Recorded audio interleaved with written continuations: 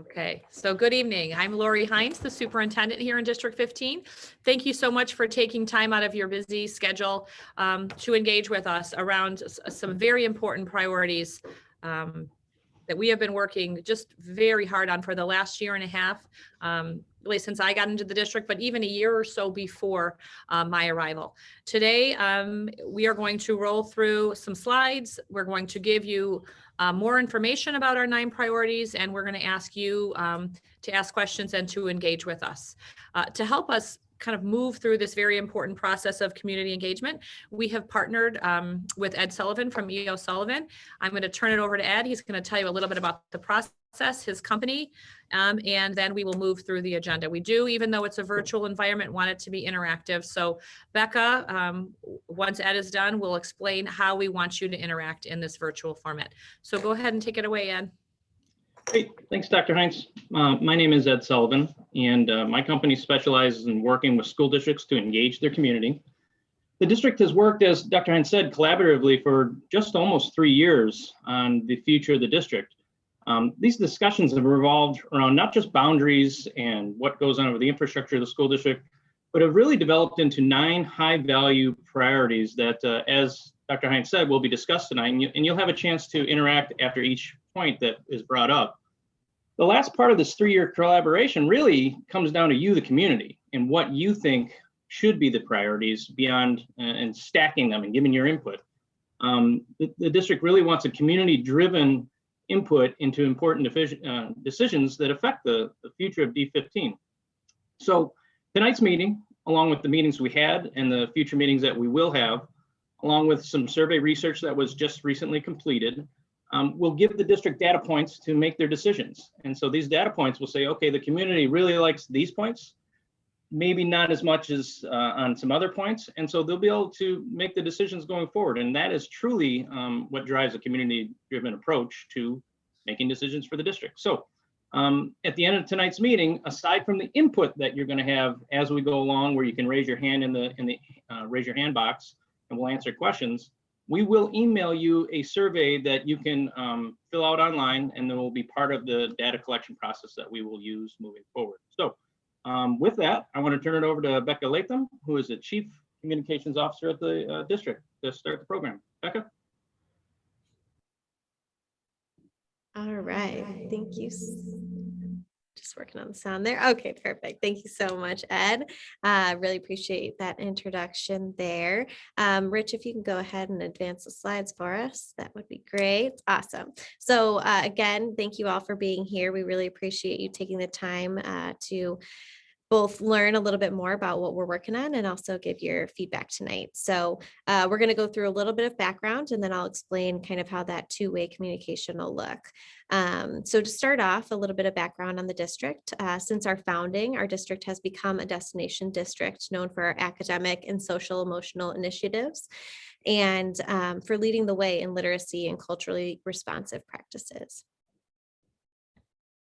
And we are incredibly proud of the work that we've been doing academically, and we are looking to focus some of our attention now and funding on our operational foundation of the district. So that kind of includes our 20 school buildings and how we can most effectively use them to support our academic needs for our unique population.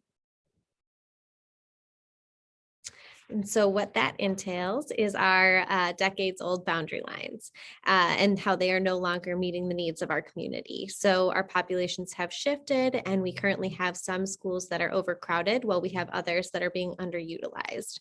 And we are looking to address this problem, and we have some ways that we can help do that, which will be in the presentation tonight. And so solving some of these boundary challenges brings opportunities for additional improvements. And by improving these boundary lines and modernizing our facilities, we're able to achieve many of the enhancements that our community has been requesting for many years. Realigning school boundaries is never easy, but the outcome of this process will result in a widespread improvements for everyone in our school district, not only today, but also in generations to come. So our community has been collaborating on the solution for the past 3 years. And throughout this engagement that we've done in the past, we have identified 9 high value priorities that we're going to walk through tonight. I'm not going to read them all because we're going to go into more detail onto each of these priorities, but you can see them listed here. And then as we move forward, Rich, if you don't mind advancing to the next one for me, we are looking for your feedback. So we have 9 priorities and we want to hear your questions, your feedback on these 9 priorities. And then at the end, as Ed had mentioned, we will be emailing you a form to fill out that helps us to kind of rank these different priorities and your thoughts on them. And so as we move into these different priorities, with the first one being the near neighborhood schools, we ask that if you have any questions, you put them in the Q&A box. So that is really where we're going to be able to keep track of all of the questions and answer as many as we can. We're going to try to get to as many as we can, but we are also keeping track of all the questions that come in. And then we're going to be putting out a FAQ so that we are able to address as many questions that we possibly can. So what we'll do is we'll present a little bit of information on the priority, and then we'll have time for you to ask any questions regarding that specific priority. And we'll also have an additional opportunity for questions at the end as well. So the first priority is focusing on near neighborhood schools. Currently, we have some students who are being bused to schools that are past some schools that are really near their neighborhood or in their neighborhood. And addressing this issue will allow us to keep families and neighborhoods together. So now I'll pass it to Dr. Hines.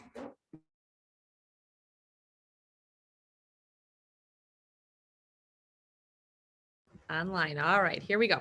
So this one, neighborhood or near neighborhood schools, is something that we've spent a significant amount of time talking about. I think the Boundary Task Force talked about it quite a bit. And, since I started in the district, it's been a little over 1.5 years now. We've really focused on this one. And I'm going to start with the need for a potential 21st school. So a number of years ago, probably a little over 2, the board and the former superintendent, Dr. Thompson, were talking about whether or not we needed a 21st school, because we don't have a school in the northeast quadrant of Palatine, and yet we have a lot of students that live in that area. So for those of you that work or live or shop up in that area, it's pretty landlocked. So they got creative and they found Park Place, which was a kind of a blighted strip mall. And they were going to there was talk of converting it into a school that could hold around 800 students. So before we decided to go any further with that 21st school, we really felt as though we wanted to do a lot more investigative work to make sure that we needed a 21st school. And in doing so, we found out that we really don't need a 21st school, but the problem that we didn't solve for is that we can't put a school in that area. So we've really started then talking about that near neighborhood school concept. So many kids are fortunate enough to have a school right in their community in which they're able to attend. Some of our other children are passed, as Ms. Latham said, they're bused past 2 or 3 schools to get to a school to receive programs or services that they need, based on their educational needs, whether it's bilingual support, whether it's special education programming. And that makes for a very long bus ride for our students, and it doesn't feel as though that's equitable. So we have done a lot of work as we think about the Northeast Quadrant and how we would distribute students evenly so they have a school that would be close to their neighborhood. So that's where that neighborhood or near neighborhood school priority came into play. And we've worked quite extensively to make sure that every student has a school that's either in their neighborhood or close to their neighborhood. And we program accordingly so they can receive any additional educational supports that they need without having to spend 40 or so minutes on the bus at the beginning of the day and at the end of the day to receive to receive the education that they need. So at our special board meeting, our committee of the whole, on April 21st, we will go into greater detail in terms of how we plan to address that notion of near neighborhood schools and where students will attend based on where they live. So I don't know if there were pre-submitted questions around neighborhood or near neighborhood schools, but it is something that is important to us. And I think while my crew is looking over questions, I think one of the important things to remember too, as a taxpayer, is that not needing a 21st school is going to save the district a significant amount of money over the foreseeable future in perpetuity, right? We will not have to keep the lights on, heat, cool a 21st school, pay the additional salaries of principals, assistant principals, janitors, nurses, the additional teachers that it would require to run a 21st school. So when we did this work, we also had somewhat of a fiscal lens, although primary lens was for students and what was best for them, but there is a fiscal component to this as well. So any specific questions? One question about neighborhood school is there's a question and it pops up in some other ones too about if we were going to change their high school. And I think people need to realize that the high school district that you live in stays the same. Right. And So several people have asked, and this should probably maybe be the first slide and maybe even run some airspace over Palatine, but we have no control over the high school boundaries, as Dr. Kwalchuk was saying. So what our task was, and it's on a later slide that we'll really talk about this, is we wanted that consistent feeder alignment from elementary to junior high to high school. So we're not able to change District 211 or District 214 boundaries. So that is not part of our work. Those are different districts. So that's not part of any of the deep work that we've been doing for the last couple of years.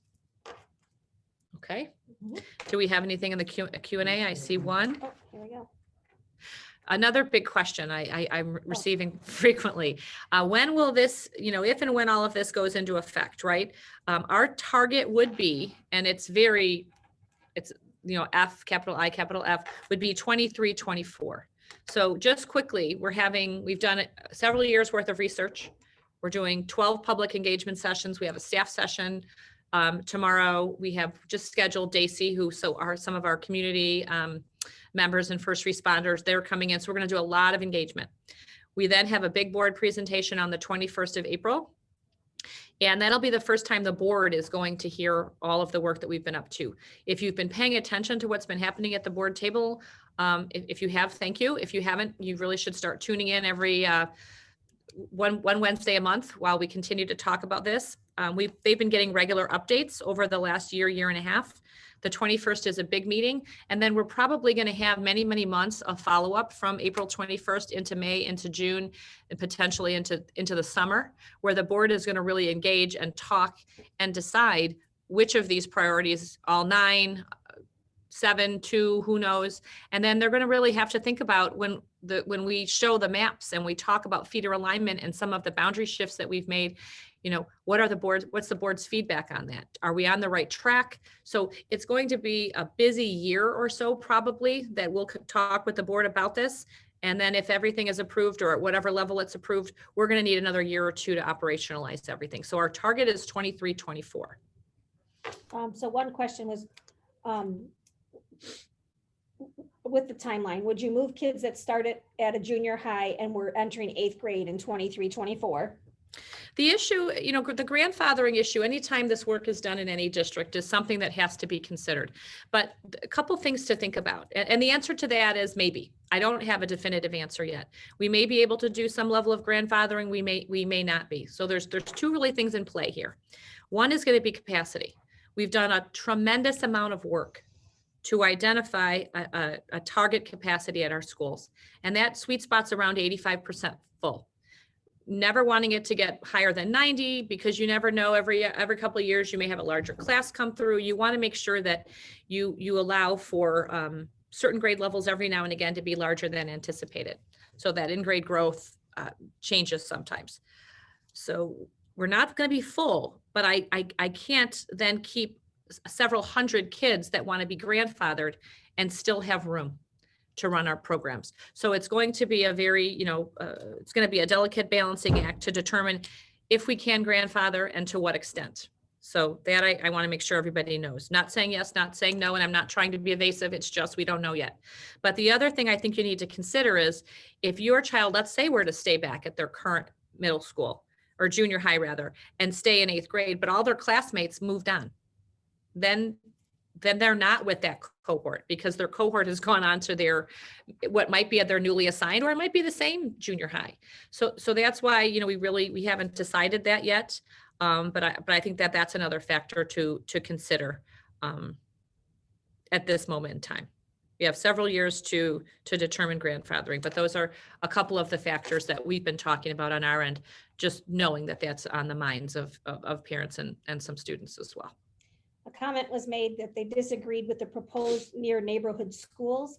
A 21st school is needed. It is unfair for the children and parents in the Northeast not to have a local school. Yeah, but there isn't a school, there's no plot of land big enough to educate the over 2,000 students that would come out of the quad. Would District 15 ever think of having a choice school like District 54 does in Schaumburg? We have not, but that's not to say that, you know, it isn't something that we could consider, but we have not just not talked about a choice school. Would the specialized program like the self-contained special ed programs need Let's to save that. relocate? This isn't, Okay. I'm going to save that question for when we get to that equitable access. And it said previous questions were asked based on purpose moving into a district to go to a specific set of schools, but I don't know what previous questions they're referring to. I'm not sure. I don't know. All right, you ready? Yep. Not sure what that one means, but make sure we grab that. All right, so the next one, and yes, so we do have a couple of questions. We're going to stick to the questions that are focused on that specific priority because we do have equitable access to programs such as special ed, which was mentioned in that question. So we'll get to that question when we get to that priority. So the next one, the next priority on our list is to establish a cohesive educational path for students. So as Dr. Hines was just talking about, we're looking to really create that feeder pattern that allows students to have cohorts that go from elementary school to junior high to high school. Again, we are the elementary district, so we do not have any control or decision making over the high school's boundaries, but we're really looking to help make a more consistent pattern for our elementary and junior high students.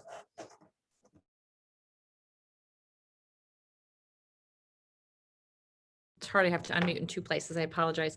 Back around 2017, 2018, a survey was administered by Dr. Thompson and the then Chief Communication Officer, really trying to ascertain high community values, you know, around the work of the Boundary Task Force. And this was one that that tracked very high.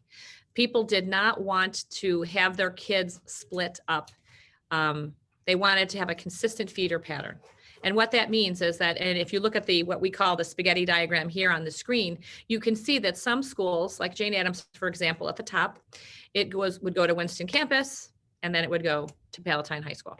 That's a consistent feeder. Then you look at some of the other schools, say example, Willow Bend, and some of the kids go to Carl Sandburg, and some of the kids go to Plum Grove. And then I can't tell because I've got a chat box covering it, if they split again at the high school level. So what we wanted to have, and the community, it was a high value in the community, it's a high value to our board and to the administrators in the district. So parents know when they move into Jane Addams, this will be their junior high, and then they'll go to this high school, and that there's a consistent flow. And that is really a commonplace in most districts across, you know, Illinois, and I would, you know, venture to guess probably the state that, or the country, that you just kind of know that feeder pattern. You buy a house, this is your neighborhood school, and you move on to a consistent junior high and to a consistent high school. We have worked very hard to make sure that what we are proposing to the board, or will be proposing to the board on April 21st, will address this high community value, that we will have a consistent feeder pattern, and not kids that have formed relationships, spent 6 or 7 years together, they go to a different junior high, and then they maybe come together and then they're split again. We wanted to eliminate those shifts in how our kids matriculate through District 15 and then on to the high school. Any questions about the consistent feeder pattern? When were the boundary lines redrawn for the purposes of a new feeder lines, and who redrew them? Internal committee members or outside consultants? So say that again, please.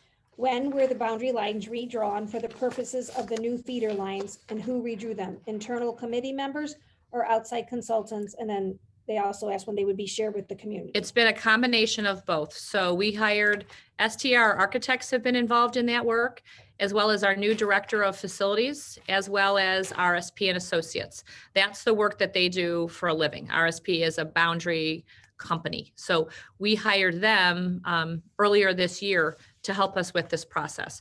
But it was with a lot of then feedback too from building administrators, principals, certain members of the boundary task force that have stuck with us, and certain members of our Board of Education that have also joined in on many of our meetings.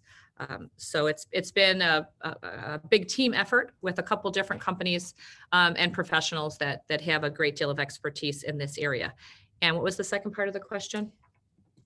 They wanted to know when they're going to be shared. So they'll be shared on April 21st. That's the special board meeting, the committee of the whole, where we will present the 9 priorities that we're talking about now. We will let the board know through community engagement, through staff engagement, and through the phone survey that's out, how the priorities are resonating with the community as we engage with them.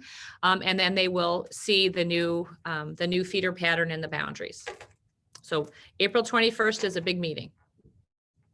And then Dan had some questions, but I think we answered your questions, Dan. We're not redrawing high school boundaries. And he asked if we had any discussion of rezoning the elementary schools. And that's what we are discussing, is rebounding elementary. Right. And then Chuck, why was the Walmart area turned down? It is large enough. It's actually not large enough. I don't know how else to say it. The architects, it's not big enough for the number of kids that we have in the quad. And Matt thinks that the feeder pattern we just described as important is intentionally violated by making a change without a grandfathering provision. We haven't said we won't have a grandfathering provision. We just said we don't know if we will yet.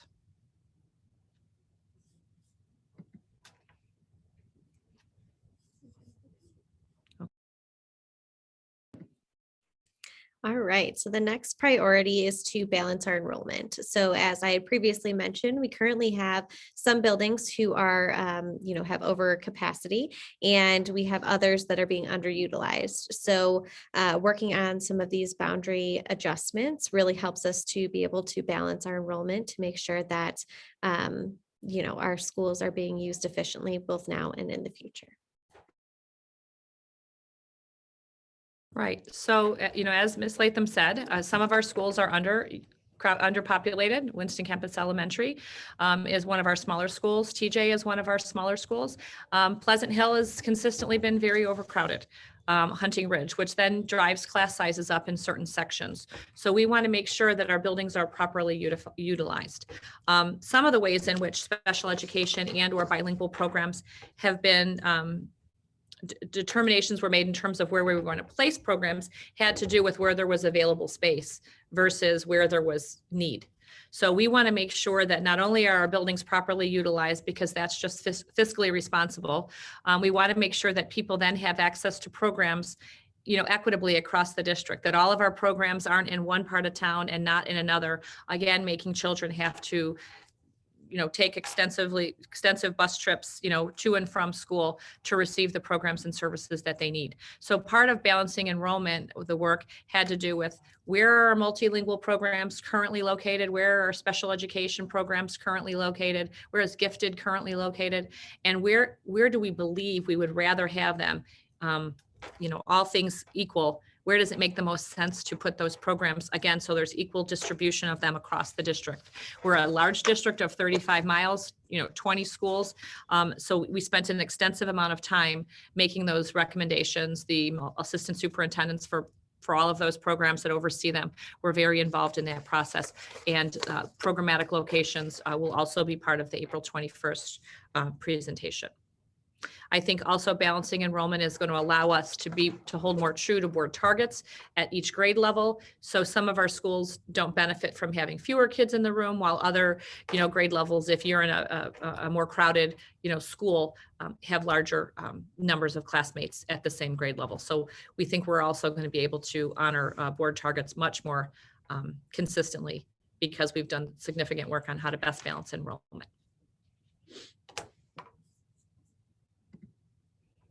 Okay. does balanced enrollment and near neighborhood school goals work together or conflict? We have found that they actually work together. The way we have kind of structured what we're going to propose, we think they work well together. And we have worked, again, very hard to make sure that we're consistently utilizing our capacity targets to inform how we redraw some of our boundary lines. Keeping in mind that I think everyone's panicked that the boundaries are going to look vastly different. One of the high values of the 2017-2018 survey was to do this work with as little disruption as possible. You know, that was a thought that we kind of kept on the forefront, but also knowing that in order to make real change and long-term improvement, we were going to have to make some changes, but we were trying to do so and disrupt as few families, communities as we could. But we are trying to bring about a long-term fix for the district. So I think that's a good question. I think they work in concert, and I think you'll really be able to see that question, you know, illustrated in our presentation on the 21st. There was a question, if you had a 5th or a 6th grader, would they be grandfathered in similar You know, to our? grandfathering is the same. You know, we have to look at our school's capacity. We have right now what's called an intra-district transfer process. And it allows parents for a variety of different reasons to be able to request that their kids go to a school that's outside of their neighborhood, right? So that process, intra-district transfer, you know, will be in place. We don't know if it'll be modified, but it will be in place. We will take a look at grandfathering, but we have to do it in real time with actual numbers, and we have to look at capacity and see how many students would potentially be requesting to be able to be grandfathered. And that would come in time, but grandfathering is something that we will consider once we know which of the priorities we're going forward with, some, all, or none. Is the board going to accept the, you know, boundaries as we've revamped them? Once we have yeses to a lot of these questions, then we can start to think more deeply about grandfathering and what that might look like, forecasting kids 2 years down the line and so on and so forth. We're just not there yet, but it's part of the work that will need to be done between now and 2023, 2024. Just rest assured. Okay. All right. All right, the next priority is to offer full day kindergarten for all. So to make sure that we're effectively teaching our kindergartners, both on an academic and social emotional level, we need to really offer a full day kindergarten option. One thing that we have had come up in previous sessions is asking if we would still offer a half day session. So if we did implement full day kindergarten, we are still required to offer a half day, as kindergarten is not a required attendance grade per the state. So I do want to put that out there as well, but offering a full day program at the elementary school helps to align our district with others around us. And it also allows our kindergarten teachers to be able to fully teach to the curriculum that we have for our kindergartners as well. Okay, so as Miss Latham said, full day kindergarten is something that we are very interested in bringing to District 15. We think we have a variety of reasons that full day kindergarten is essential. One of which has to do with the number of our students that come into kindergarten that aren't quite ready for kindergarten. So our teachers have a lot of work to do in terms of really getting them ready to enter kindergarten, to get them up to that kindergarten skill level, and then really use the curriculum to help move them towards first grade readiness over the course of the year. So that's very important. We have been giving monthly presentations to the Board of Education around our research, design, implement, and monitor our RDIM process that allows us to take a look annually at a couple different curricular areas a year to make sure that we're using the most kind of cutting edge resources as well as the most current pedagogical approaches. So along those lines, a year and a half ago, we started implementing a new elementary literacy curriculum. And if you're a kindergarten teacher, you just do not have enough hours in the day, literally, to fully utilize a very rich resource that is supposed to help, you know, children really learn not only to love reading, but to learn how to read, especially at the early, the early end of their elementary years. So there's not enough time for reading. There's not enough time for math, science, or social studies. Our kindergarten teachers are wonderful. They work as hard as they can to integrate content and to cover as much material as they can, but they would love to have the opportunity to have their kids for a full day. Imagine all that they could accomplish academically, let alone the social emotional learning opportunities that the classroom teachers would have and that the students would be able to engage in. We would be able to offer them additional specials, so more time in music, art, and PE, which would help really deliver what we would call that whole child experience. So we see extensive benefit to full day kindergarten. As we're working on and in this April 14th board meeting, the regular board meeting, we're going to talk about gifted and that committee and the out of level math process, because we know that some kids need extra time to get up to grade level and then to move towards first grade readiness. But we also have students in kindergarten that come in knowing really all the kindergarten standards and skills, and they need enrichment opportunities. So we could really offer, kind of address both ends of the spectrum if we had more time. So this is why it's a very high value, administratively, educationally. And I would say if it's probably the question that I've gotten the most in the year and a half or so that I've been here is, when are we bringing full day kindergarten to the district? So I think it's a high value all the way around. As Ms. Latham said, we will have to still offer a half day kindergarten experience, even though we hope our parents really take advantage of full day kindergarten if it is in fact something that we're able to bring to the district, but a very high value. How would we pay for full day kindergarten? Would it be paid for by tuition? If not, what are you going to cut from the budget to pay for it? So that's a very good question. And it is one that our CSBO, Diana McCluskey, and I have been talking about. We have a variety with all of this work, just like with anything in your home or in any school district. Everything, there's a dollar value associated with everything. So what we will be talking to the board about on the 21st, and then at the May meeting, we'll spend a lot more time in May talking about the financials. We'll do some of the financials at the end of April 21st presentation, but the May board meeting, a big portion of it will be dedicated to the financials. We have a variety of revenue streams. So we have TIF roll-off that we could earmark some of the dollars when our TIF rolls off.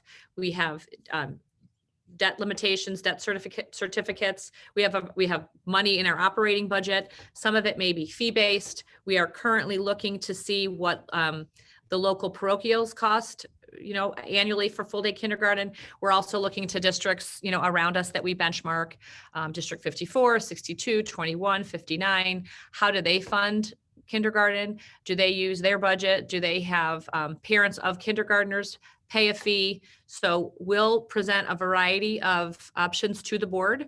They will get estimated dollar values in terms of what is it going to cost annually to bring full day kindergarten to the district. And that will be one of our elected officials, our 7 board members, big decisions. If they determine that they want to go this route of full day kindergarten in terms of a priority to say yes to, they'll be very instrumental in helping us determine how we'll pay for it. Would full day kindergarten happen regardless of redistricting? If we don't change our boundary lines, and if we don't move our 6th graders out, and it's a slide coming up, middle school, it's the next slide. In fact, I know them by heart. We would have to talk about, would we do additions on our elementary schools, all of our elementary schools? If so, how many would that be? So that would be if no, and we still want to bring it to the larger plan, we would have to then, be directed by the board to say, we can't do some of these other priorities. We want to keep the lines the way they are, but investigate full day kindergarten. And then we would just get moving on how many additions we would need at each of the elementary schools. So everything there's a domino effect to a lot of these priorities and decisions. So we would shift if the board wanted us to determine what it would cost us to bring full day kindergarten to the district. You mentioned CSBO. What does that mean? Oh, sorry. It's Education Ease. That's our chief school business official. She's the person in charge of the budget here in the district. Sorry about that with the acronyms. All right.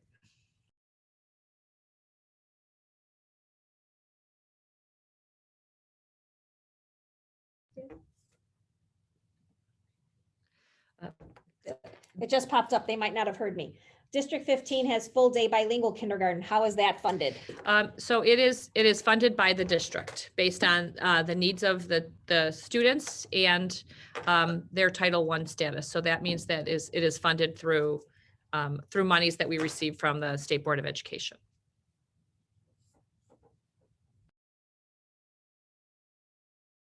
All right, so as Dr. Hines had just mentioned, the next slide is discussing the middle school model. So we are looking to upgrade from a junior high model to a middle school model. The junior high model is rather antiquated.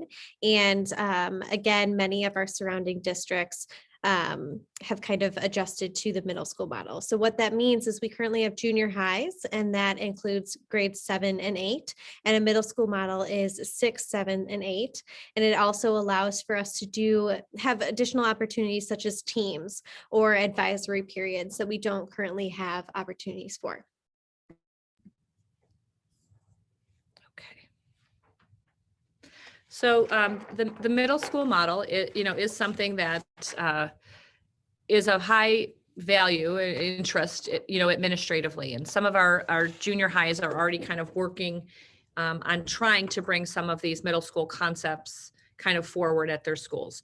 But I think an important thing to know is that our junior high right now runs on a high school schedule.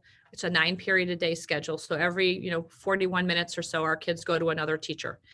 So they just really move through quickly. The teachers are responsible for, believe it or not, almost 200 kids, around 175, 180 kids. So it's just a very, intense kind of experience for the teachers, and one that just moves them through. They have 9 different teachers that they interact with daily. So a middle school model would really allow us to function. You could do it in 2 ways. You could have a middle school that's 6th, 7th, and 8th, and it's still pretty compartmentalized the way it is now. Or you could have a middle school where it would be more of a team structure. And the benefit, we believe, of a team structure, and I would actually say too, the lead organization on middle level learners would agree, is that teachers would be responsible, 4 teachers would cluster together. You'd have a reading teacher, reading and writing, math, science, and social studies, and the 4 of them would become a team where they would have 100 or so kids that they share throughout the day. And then kids would have an opportunity to go to electives and whatnot. So it's just a smaller school experience. You're interacting with fewer teachers. And one of the benefits, or I think one of the big benefits is that you really get to know your teachers and your students more deeply if you do a true middle school model. But for us, we have a lot of room here to investigate what that might look like. Moving our 6th graders out certainly makes room for kindergartners, full day kindergarten. It also allows our adolescents to potentially have more than a 2-year experience. So according to AMLE, that the Association of Middle Level Educators, adolescence is a 3 to 4 year period of time, and they want kids to have a longer stint at the junior high. But we would have a lot of work to do to getting our teachers involved, getting our teachers union involved, to really gain greater clarity as to what we want this to look like and here in the district. Again, just having 6th, 7th, and 8th graders in one building, or truly becoming, very middle school driven. So we see nothing but, opportunity here. But, should the board be interested, we would want to then engage deeply with our teacher group, get a steering committee together, learn about this, and then really come up with some potentially exciting proposals, to bring forward, should this priority become one that gains a lot of traction and we're given the green light to more deeply pursue. So This question has something to do with boundaries and also with some junior high. So how would you account for transfers to schools of significantly lower historical success than they are currently aligned to? There are significant disparities in current junior highs. read that to me one more time. We've How would gotten you this in the account past. for transfers to schools with significantly lower historical success? I'm thinking they mean academic success Mhm. than that they're currently aligned to. There are significant disparities in current junior highs. If that question has to do with performance, we're going to tackle that on a variety of fronts. So the work that we're doing to modernize our curriculum, with the reshuffling of one of our large departments, the District Improvement and Data, next year will become the Department of Educational Services, where they will be solely focused on providing intervention and additional support for students that need some extra academic time. That the work of the Educational Service Committee is going to start helping provide more systematic ways in which kids can get support to address their needs. In terms of large scale improvement, we want to make sure we have the right curriculum, that we have teachers that we've put a lot of professional development behind so they really know how to differentiate that curriculum, meaning if a kid is struggling, they have a toolkit that they can use to bring that student's leveled up. If someone is on the other end of the spectrum and needs enrichment, that differentiation can happen during the school day. We have data teams that we use to track student progress, and that's going to be even more systematic with the bringing this tier 2 and tier 3 team forward. We also staff according to need. So some of our schools are staffed differently based on student population and need. We would certainly look across any new any student composition changes. If we were to move to middle schools that had different types of kids from different areas of town and different readiness, we would want to make sure that we staff appropriately. So I think regardless of where the kids are from, where they go to school, we want to know where their strengths are. We want to know where their opportunities lie. We want to make sure that we have teachers that know how to differentiate, that we have, cutting edge resources in place, and that we staff appropriately so kids get the support they need, whether it's on the intervention end of the spectrum or whether it's on, the enrichment end of the spectrum. That's going to happen, in the district. We're moving in that direction now over the past couple of years, and we're going to continue to do so, whether we change anything or not. We need to know where our students are, and we need to provide the supports that they need so they're ready to learn and grow, and that when we send them on from elementary to middle, they're ready, and then from middle to high school. That's a commitment that's all over our strategic plan. It informs the work we do every day, and it really isn't going to change all that much if the boundaries change. Some of where students attend might change, but our approach to making sure that they grow as learners won't. Are the current junior highs large enough to take on 6th grade population? You'll see on the April 21st board meeting, and if you don't watch the meeting live, we'll certainly send an update and the link out 1 or 2 days post, after the board meeting. Some of this work we were able to balance enrollment with additions. So it's not just middle schools, or junior highs, but some of our elementaries will be proposing additions too.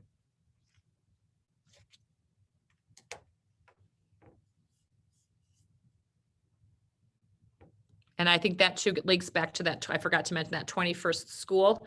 The cost of that school was significant, and that was just to buy it, not to staff it.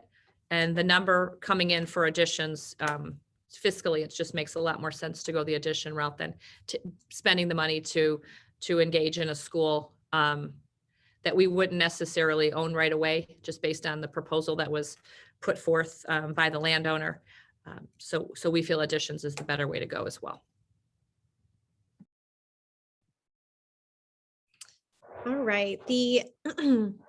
The next priority is to eliminate the bilingual overlay. So what had started off as a well-intentioned plan to help promote integration in our district has resulted in large numbers of bilingual students attending different schools from their neighborhood peers. So we have a significant amount of our students who need bilingual services being bused past some of their neighborhood schools and attending schools that are different than their neighborhood peers. So eliminating this overlay will allow all district 15 students to attend near neighborhood school. So 2 years ago, when Renee Urbanski was hired as the assistant superintendent for multilingual services, she really kind of spent some time digging into the overlay, trying to understand when it was started, why it was started, how many kids are impacted by the overlay. And through her, research and time in the district so far, she's done a lot of great work in terms of her advocacy, bringing new programs, revamping her department to make sure that our students that need bilingual support have every access and every opportunity to get the support they need to become proficient in not only their native language, but in English. What she found is that our bilingual overlay really moves kids out of their neighborhood schools and sends them to a school at times 1, 2, or 3 schools away from where they live based on the language needs that they have. And rather than do that, we would like to program for kids either in their home school or in their near neighborhood school to receive the support they need so they can stay with the kids that are in their neighborhood regardless of what native language they speak or are proficient in. So that has become something that has become quite important to the folks that run the multilingual department, as well as our bilingual families, to consistently know which school that their child is going to go to, regardless of whether or not they have language needs. So we will identify, by neighborhood, what your school will be, and then that will be consistently where you go to register. It's registration season right now in district, and we receive a number of calls every day from parents who have children that speak other languages than just English, and they don't always know where they should register their children. And we, philosophically, do not think that is fair or reasonable. Imagine as a parent, if you didn't know where your kid was going to go to school every year. People are worried about grandfathering in their child's last year maybe, but what if every single year or every couple of years your kids were going to a different school? By unrolling, if you will, the overlay and putting kids back into their neighborhood or near neighborhood schools, we're going to eliminate that, and families will always know where their kids are going to go to school. There's a question, will the proposed plan cost more than the existing one? I'm not sure. I'm not sure what plan you mean, the existing plan. I apologize. If you have more information you could maybe share. I don't know what, I'm not sure. I apologize. But if you have more information, put it in the chat or email me, and I could send you an email email response. I just need a little more information. I apologize.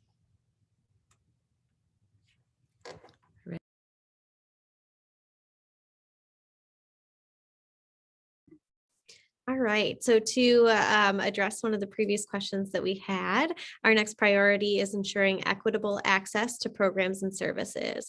So currently, some of our specialized programs are not being offered at every building.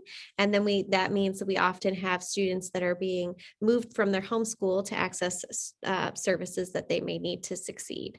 And so we are looking to ensure more equitable distribution of our programs across the district. So again, and I promise I know one of you asked that question, so here comes the answer. Yes.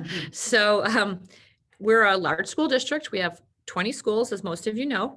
We educate 12,000 students, and we educate 98% of our special education population in-house, which means we're not part of a special education cooperative. Very few of our students are sent outside of District 15 for their educational program, and we're proud of that. We love the fact that we can keep the vast majority of our students, in programs housed in our school community.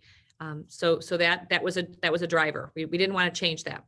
But what we really wanted to make sure is that we, again, logically placed programs, AIM, SIP, MILE, CrossCat, multiple needs. That's just a handful of our special education programs. We spread the distribution out to make sure that if you lived in Rolling Meadows or Palatine or Hoffman Estates and your child needed those programs, that they had access to them within reason across the district. Same thing with bilingual. If we have more than 20 students that speak a language, we have to deliver instruction to that child in their native language. So we want to place programs where they're needed based on neighborhood composition, but also based on equitable access. Again, bilingual programs for Spanish, for Japanese, so on and so forth. So multilingual special education spent a lot of time looking at our maps, working with our capacity consultants to identify locations for programs across the district, making access more equitable. So multilingual and special education are required programs. Gifted is not. But we still value gifted education. We don't want to get rid of gifted education, but we needed to make sure that access to gifted programs was also available, and it was available in a logical location across the district and in schools that had the room to house those programs. So at the April 14th meeting, it's a regular board meeting of the Board of Ed, there will be an update on the work of our gifted committee. April 21st, and I've said it a lot, the only thing we're going to be talking about are the priorities and the boundaries. So it's a special board meeting, committee of the whole on facilities. So tune in April 14th and April 21st to hear a little bit more about this, but we want to make sure that we have the right programs split across all of the district, kind of boundaries. So access is very equitable, regardless of what community you live in, regardless of what service you need to grow, as a learner. We spent a lot of time on this. It's very important to us that we bring a better balance to where these programs are located. Overlay. What is meant by overlay is not necessary when the population of non-native speakers is larger. Let me read the Like, question. what is meant when the overlay is not necessary? So the overlay right now, and we have a drawing that we're putting together to kind of help visually show how many students are transported, across the district to receive support, to receive language support in a school that is not near their home, versus knowing that if you go to a certain school and you need to receive Spanish support, having it offered right at that school, or if you need, support in Japanese offered at a certain school. So we're making sure that kids can receive access to the language support that they need at a school that's their home school or their near neighborhood school. So that's the overlay was something that they did to provide language support to students when we had fewer kids that needed language support, and they would just transport them across the district to a few locations. Now we want to spread that language support out to all the schools that need it, so kids don't have to be transported outside of their neighborhood or their near neighborhood school to receive the language support they need.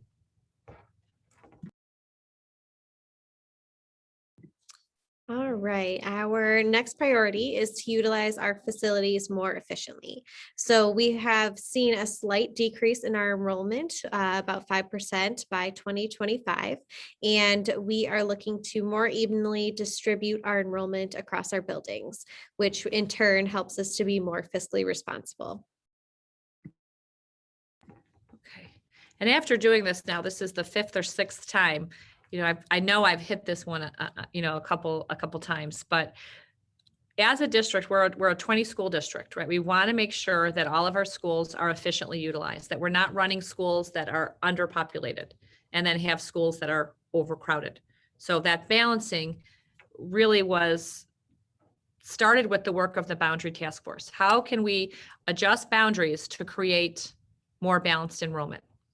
So we've spent a long time going, my new director of facilities, who started in July, and he's probably never been busier in his whole career, has painstakingly moved through each school, each classroom, with our architects, with our custodians, to identify the actual capacity needs classroom by classroom as part of the larger, capacity work that RSP has helped us, move through. So we have the right amount of students in each of the buildings, and we're all operating at a very close to between 80 and 90% capacity on any given year. Knowing, every now and again you have a small class section come through or you have a large class section come through, but we will have evenly distributed programs. So we're maximizing the use of our facilities. It's very expensive to run a district of this size. We want to make sure that we're putting every dollar that we spend to great use. And, as I know, I can speak safely for my Board of Education. They want to make sure that the tax dollars that they're spending, the voters that entrusted them to put them in office, that they're being, very careful fiscal stewards. So I know that this is a priority for us because we don't want overcrowded or undercrowded schools, but I think it's also one that's near and dear to our board members because they want the taxpayers to know that we value their contribution, their taxes that help us run our schools. We want to use all of our monies very efficiently. Someone asks, how does this slide differ from the balance enrollment? And it's what I was kind of joking with myself. I've done this now 5 or 6 times. And if you could see my notebook, there's a few priorities that we may kind of collapse into or merge them. We'll have that conversation with the board on the 21st. These came out of many of the priorities that we inherited from the Boundary Task Force. We've added a few. We'll talk with the board to see if they want to keep all 9 of them, if they want us to collapse a few, or if they want us to eliminate a number of them. So that refinement will come through engaging with the board on April 21st and into May and into June. February 10th, 2021 board meeting presentation, RSP options mentioned about data is influencing option 2B as the best opportunity to meet all the criteria.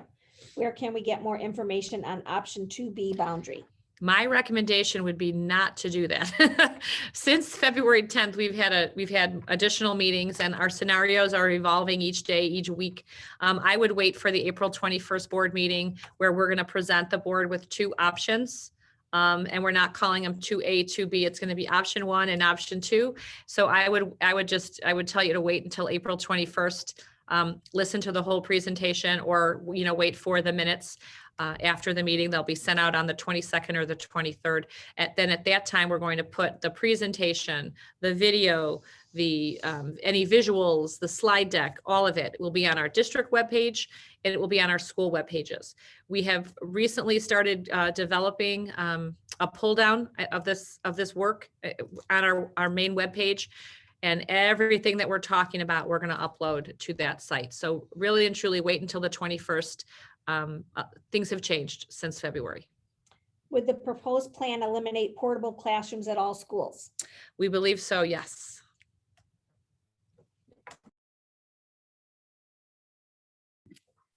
All righty. Oh, Sorry. that's okay. So our next priority is to repair and restore our school buildings. So a recent facility study had showed that our buildings and support buildings are in need of roughly $90 million in facility repairs. And we are also looking to, in addition to some of the health, life, safety initiatives that that number feeds into, we are also looking to modernize our schools so that we ensure that our buildings are future ready learning spaces to align with our curriculum initiatives. So we are trying to make sure that our schools are equipped to educate students not only today, but also for decades to come. Yes, so back in 2014, District 15 had their decennial health, life, safety walkthrough and assessment conducted. And at that time, the information that was given to the then board and leadership identified over $100 million, worth of work that needed to take place. And the data is given to you in kind of three categories. Category A means you really need to get on this right away. It's out of code and they deem it to be kind of an urgent need. So a number of years ago, the board issued, $25 million worth of, I believe it was bonds to fix the category A work. Category B, category C items are not urgent. They're not required. They're recommended. So over the last couple of years, I can speak to, we have worked with our architects and the then director of facilities and now our new director of facilities to really hone in on the health, life, safety work that is still outstanding within the district. And at last month's board meeting, Wold Architecture, a local company, is working with our new director of facilities to take a look at the remaining work and to help prioritize it into categories. So the board knows not only by school what needs to happen, but by category. So how many millions of dollars do we need to dedicate to health, HVAC, to roofing, to masonry, to lighting, and so on and so forth. So the board at the February meeting and again at the, I believe it was the March meeting. And then again at the April meeting, we're going to hone in on this health, life, safety number, because if we're going to make wholesale, adjustments to the schools, let's say we're going to build some additions where we want to make sure that if we mobilize trades to do health, life, safety work, and we're going to be building additions, why not combine our efforts and do all of this work together? Again, that's why we've really started saying this is so much more than boundaries, as you can see by the priorities. So health, life is very important. We have to get our buildings up to that base level of standard, but we don't want to really just stop there. We want to be able to modernize our facilities. It's 2021. We're 21 years into the 21st century, and we want some more modern spaces for our teachers to teach and for our students to learn. So again, at a recent board meeting, we talked to the Board of Education about an exciting plan that we have to to renovate our learning center spaces. For elementary parents on the call here, you know that we have librarians that are in our libraries part-time. We proposed to the board and they said yes, because we want to modernize not only the facilities, but we want to modernize our curricular approaches in the library, use library standards, integrate technology. So we want to modernize the library and those practices, around the library. We also want to look at lighting. There's so many options with movable furniture. We have a couple sample spaces in the district. Winston campus has a few classrooms with more flexible furniture that allows for more student collaboration and movement during the day. So those are some of the ideas that we have in terms of repairing, restoring, but then also modernizing our facilities. So 2 pictures on the screen here that you see, and we'll have more that we'll show the night of the board meeting. To the right, or my right, is the boiler. It's the original boiler from GMS. That is, not a stock footage. It is from one of our schools. So we need to make sure that our systems are all up to speed, because if that were to fail, I would have no way to heat or cool my schools. So we want to have modern equipment in there. And we also want to have a preventative maintenance plan that will ensure that we don't get to this point ever again, that no future boards or superintendents will be staring down $100 or more million worth of health, life, safety work. So we want to fix it now and get on a plan, get on a preventative maintenance cycle, so we stay ahead of issues. It's kind of like what we do in our homes, hopefully. So all of our systems don't conk out at once. I know we're over time, so we have one more question. There was a question about if the buildings are modernized, how long might it be until they need upgrading again? Well, part of the work of Mr. Kaplanis, our new director of facilities, with our architects, will be to put a 5-year and a 10-year facility plan together. It's kind of a comprehensive master facility plan. Most districts, especially large districts, will write a plan like that, so they stay ahead of their of improvements. Every piece of equipment has a useful life range. By having a comprehensive facility plan, you kind of know when you put a system in place, what your maintenance has been, and about how many years you should anticipate that system should work. And that's how you build your budget, and you identify when you need to start to swap out. Just like your furnace or anything at home. How many years should a furnace last? Hopefully you're putting money away for when you need to buy a new furnace. We have to do that across 20 schools plus 3 additional facilities. So that'll be part of the work post this project. All right, last one. Yep.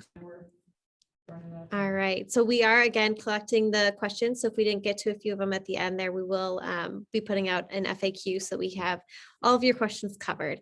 So thank you all again for participating tonight. We are nearing the end of this 3-year community-driven process. And again, what started off as really looking at our boundaries has unlocked a world of possibilities and opportunities for our students. So we are currently working on our community collaboration. So again, hosting these 12 public engagement sessions, working on the staff engagement is coming up tomorrow. We have a public phone survey, and we are actively gathering responses from our community with as many platforms as we possibly can. So again, you're going to be getting a survey following this session asking which of the 9 priorities, which is the highest priority for you and your family. So we are really looking to kind of help with narrowing down some of these priorities and make sure that we have the most up-to-date data when we present it to the board. So if I may just say, we've had fairly high participation rate in terms of this feedback survey from our groups that have come before you. Please, please, please take just a few minutes to complete this survey. We would love to have 100% of you that were on the line today rank these priorities for us. And then I believe there's space for some additional comments, but please help us rank these priorities. We will share the data with the board as one of our slides on April 12th, so they can see how the community in which participated in this process with us are feeling about these priorities. Okay, so again, we are keeping track. So if you had entered in a question, we're going to keep track of those. We just have another session right after this one. So again, thank you all so much for being a part of this collaboration tonight, and we really appreciate your feedback and your time. Thank you. Thank you.